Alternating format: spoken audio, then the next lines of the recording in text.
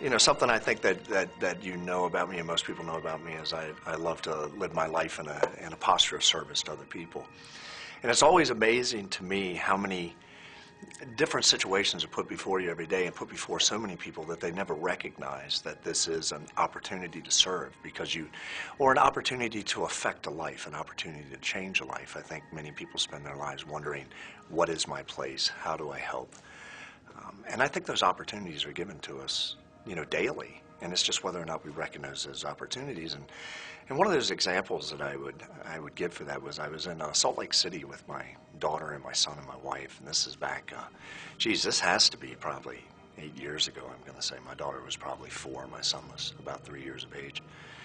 And we've been riding the train. That's something we like to do. We go down, we get the train and ride it downtown and then go all over downtown and ride the train and associate with people on the train. I like that social environment.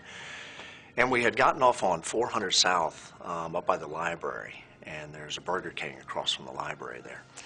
And my daughter and I and my son and my wife, we decided we were going to go to Burger King and grab something to eat. And when we approached the Burger King, there was what I would imagine was a homeless gentleman that was outside the Burger King, and he had matted hair and the whole 9 yards, and he was panning for money. And so my daughter said to me, Dad, that guy looks like he's probably hungry. What do you think?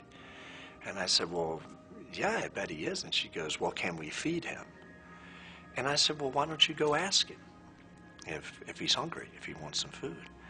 And so, I stayed close to her, but she walked up to this gentleman and asked him if he was hungry.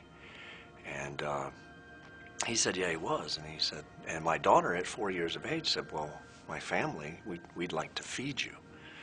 And the guy said, he got a little choked by that. And he said, okay, that's great. So I approached him, introduced myself, and invited him into the Burger King. And he said he couldn't go in the Burger King.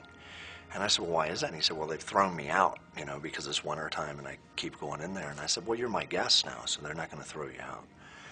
And so we went inside and walked up the counter, and sure enough, when we walked inside, the manager says, hey, you're not welcome there. And I had to look at the manager and say, hey, this guy's my guest, and he's going to be paying for food today, so he can come inside where it's warm.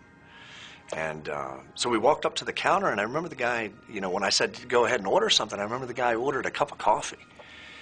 And I said, you said you were hungry.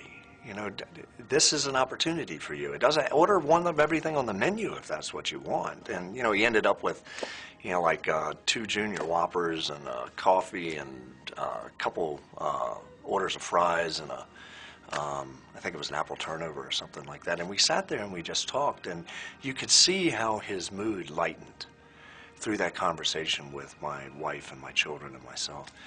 And, at the very end of that, when we were all finished eating and everything, I made sure, do you want anything else to eat? And when it was all said and done, the guy looked at me and he says, you know what, I just want to say one thing to you. And he said, I just want to say God bless you for taking the time to realize that I'm a man like anyone else and that I need comfort and I need care. And so I wanted to relate that story because I think God gives us the opportunity to serve and to change lives.